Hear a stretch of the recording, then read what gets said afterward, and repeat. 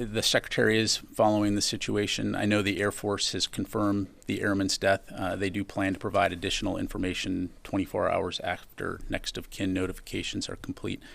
It certainly is a tragic event. We do extend our condolences to the airman's family. In terms of the incident itself, Tara, as you know, the D.C. Metropolitan Police Department has the lead for responding to questions about that incident. So anything on that, I'd have to refer you to them. But is the Secretary concerned that this might indicate that there's a deeper issue, maybe the U.S. military personnel being concerned about how weapons and support for Israel is being used on civilians in Gaza?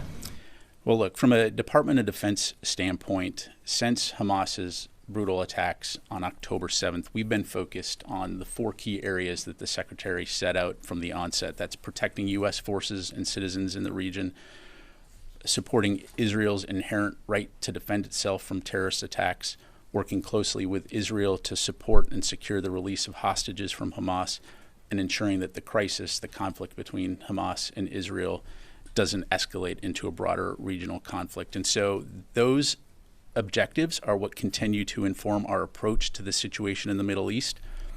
And as we've talked about before, while our support for Israel's inherent right to defend itself is ironclad, we've also continued to actively communicate our expectations that Israel take civilian safety and humanitarian assistance into account into their operations. You see that incorporated into every conversation the Secretary has with his counterpart in Israel, as well as other U.S. officials. And we expect them to continue to adhere to the law of armed conflict and international humanitarian law. We'll continue to do that.